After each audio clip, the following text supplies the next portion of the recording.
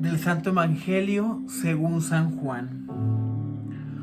Cuando se acercaba la Pascua de los judíos, Jesús llegó a Jerusalén y encontró en el templo a los vendedores de bueyes, ovejas y palomas, y a los cambistas con sus mesas. Entonces hizo un látigo de cordeles y los echó del templo, con todo y sus ovejas y bueyes. A los cambistas les volcó las mesas y les tiró al suelo las monedas, y a los que vendían palomas les dijo: quiten todo de aquí y no conviertan en un mercado la casa de mi Padre.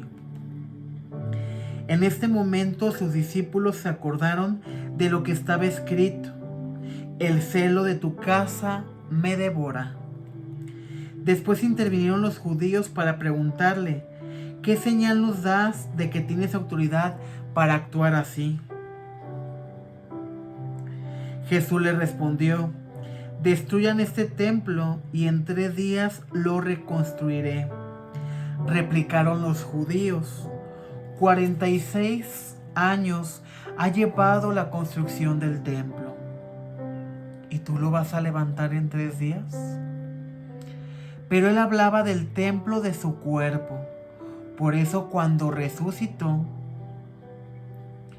de entre los muertos, se acordaron sus discípulos de que había dicho aquello y creyeron en la Escritura y en las palabras que Jesús había dicho. Mientras estuvo en Jerusalén para las fiestas de Pascua, muchos creyeron en él al ver los prodigios que hacía.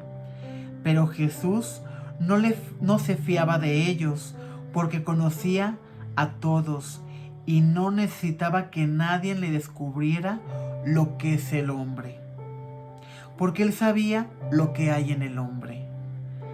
Palabra del Señor. Gloria a ti, Señor Jesús. Muy buenos días, mi querido hermano. Te saludo en este domingo tercero de Cuaresma. Ya poco a poco nos vamos acercando a la Pascua.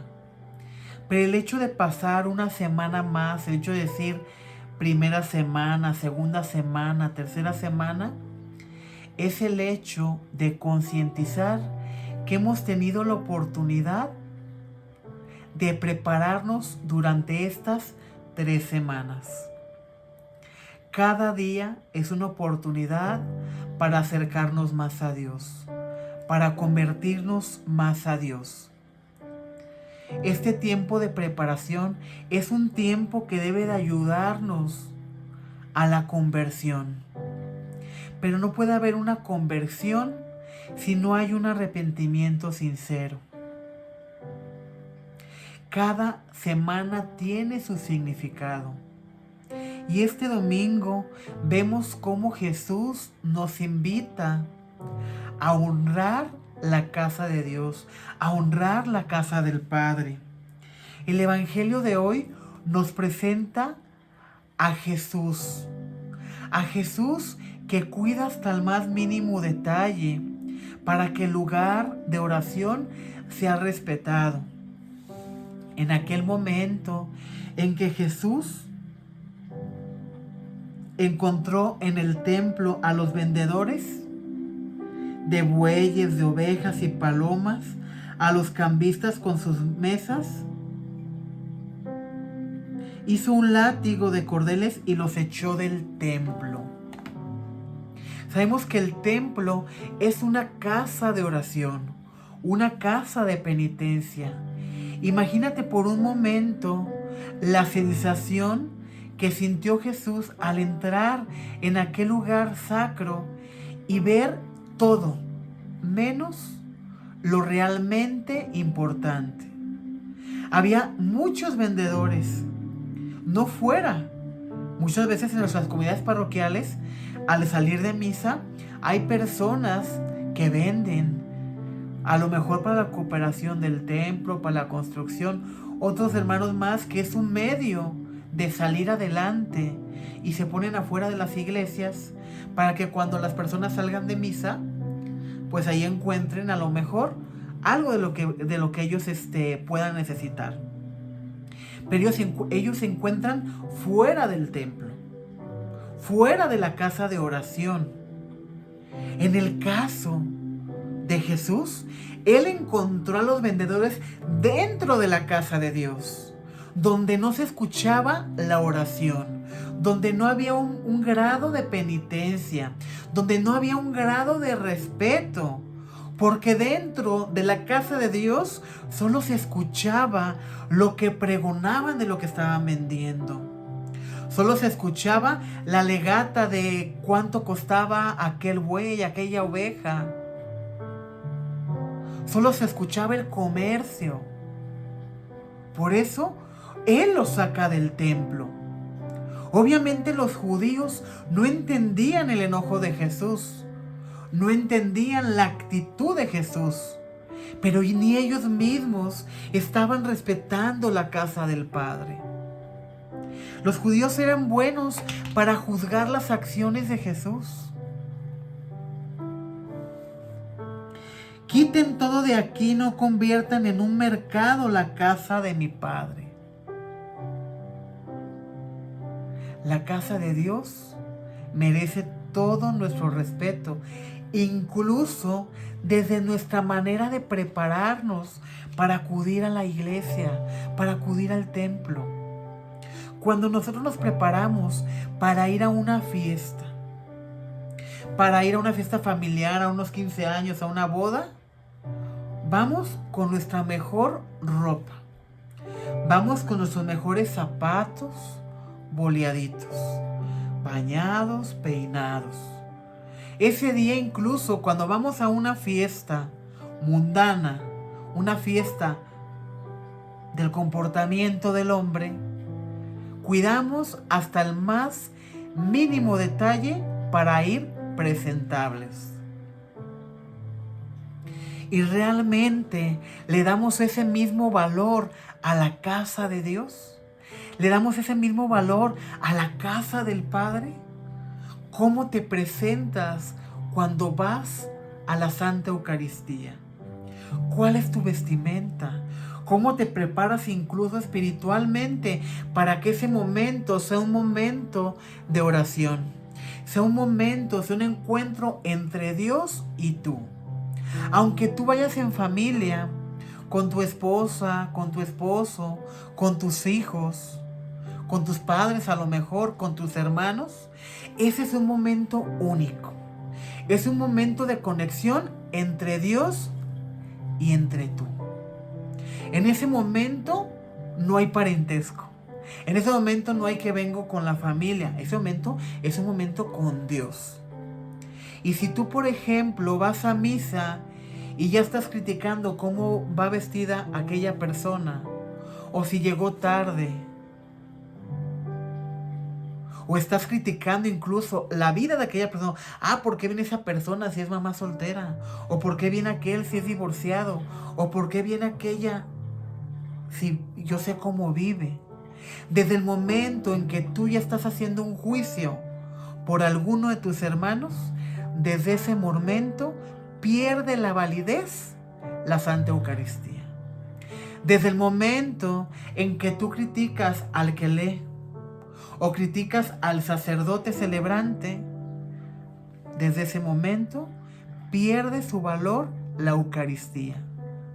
Desde el momento en que tú volteas con quien vas y cuchicheas o platicas, cuando desde que tú entras debes de conectarte en esa oración, pierde su valor la Eucaristía. La Eucaristía es algo sagrado. Es tu momento de oración, es tu momento de agradecimiento. Agradecerle a Dios porque has tenido el sustento de cada día. Agradecerle a Dios por tener a tu familia, por tener salud, por tener trabajo. Agradecerle a Dios por la oportunidad de poder presenciar esa misa de manera presencial, porque hay muchas personas que no lo pueden hacer por su condición o porque están enfermos. Y no con estas acciones estaríamos convirtiendo nosotros también en un mercado la casa del Padre. No necesitas ponerte a vender dentro del templo como lo hacían estas personas para convertir en un mercado la casa de Dios. Desde el momento en que ya estás platicando con la persona de al lado, desde el momento en que ya estás pensando, dejé la olla de los frijoles, ¿qué voy a hacer de comer? ¿Dónde voy a ir saliendo de misa? ¿A dónde me voy a ir a pasear?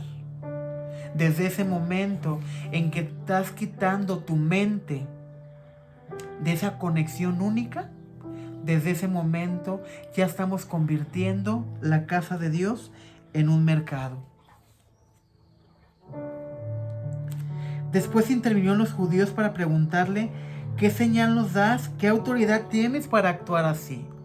Ellos no entendían la autoridad de Jesús.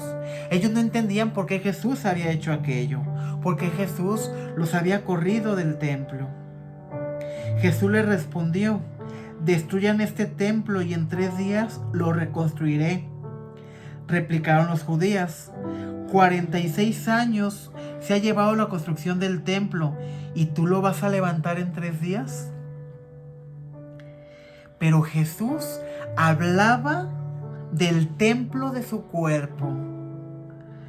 Cuando resucitó entre los muertos, se acordaron los discípulos de que él había dicho aquello y creyeron en la escritura y en sus palabras. Cuando Jesús dice: destruyan este templo y lo reconstruiré en 3 días, ellos iban por la parte física, se iban por la estructura del templo. Por eso lo veían como una blasfemia, como una falta de respeto. Pero Jesús estaba hablando de su pasión, de su muerte, de su resurrección. De que Él iba a resucitar al 3er día. De que Él iba a padecer. De que a Él lo iban a dar muerte. ¿Y por qué le dieron muerte? Porque habló con la verdad. Porque Él decía las cosas de frente. Porque Él no escondía la mano. Era algo que los judíos no entendían, porque ellos se jactaban junto con los fariseos y los sumos sacerdotes por respetar la ley, pero era un respeto de apariencia. Únicamente lo hacían cuando eran vistos en las plazas. Por eso la palabra nos dice: cuando vayas a hacer oración, hazlo en lo secreto. En tu cuarto, cierra la puerta. No seas como aquellos paganos que salen a las plazas y pregonan que están haciendo oración. Cuando ayunes, lávate la cara. No pongas tu cara triste para que digan: pobrecito, está ayunando. El ayuno es una relación entre Dios y tú. Nada más debe de quedar en ti. No que digas: es que no puedo comer porque estoy ayunando. No, porque pierde su valor. Al igual que la oración. Debe de ser una oración en lo íntimo, donde estés aislado y donde puedas escuchar al Padre. No te preocupes en decir: es que yo no sé orar. No hay un método para la oración. Es un diálogo único, entre Dios y entre tú. Muchas veces no ocupamos hablar y aventarnos 1, 2, 3 rosarios, sino cerrar nuestros ojos y también escuchar la voz de Dios, porque Dios tiene sus susurros para cada uno de nosotros. Pero nosotros, por el ruido del mundo, no nos damos la oportunidad de escuchar lo que Él nos quiere decir. Mientras estuvo en Jerusalén para las fiestas de Pascua, muchos creyeron en Él al ver sus prodigios que hacía, pero Jesús no se afiaba de ellos porque los conocía a todos y no necesitaba que nadie le describiera lo que es el hombre. Jesús sabe nuestro comportamiento. Jesús sabe lo que podamos dar cada uno de nosotros. Y la pregunta del día de hoy es: ¿Jesús se puede fiar en ti? ¿Jesús puede confiar en ti? ¿Puede confiar en tu fidelidad? Puede confiar en que tú le sigues porque realmente estás convencido que Él es el Hijo de Dios y que Él vino a redimirte, que Él vino a salvarte. ¿Realmente se puede fiar de cada uno de nosotros? ¿Puede confiar en que vamos a responder al sacrificio que Él hizo en la cruz? Hoy es un momento, hermanos, para decirle al Señor: Señor, tú tienes palabras de vida eterna. La ley del Señor es perfecta del todo y reconforta el alma. Inmutables son las palabras del Señor y hacen sabio al sencillo. En los mandamientos del Señor hay rectitud y alegría para el corazón. Son luz para los preceptos del Señor, para alumbrar el camino. La voluntad de Dios es santa y para siempre estable. Los mandamientos del Señor son verdaderos y enteramente justos. Que te sean gratas tus palabras de mi boca y los anhelos de mi corazón. Haz, Señor, que siempre te busque, pues tú eres mi refugio y mi salvación. Te mando un muy fuerte abrazo, mi querido hermano. Dios bendiga este domingo para ti y para tu familia. Paz y bien.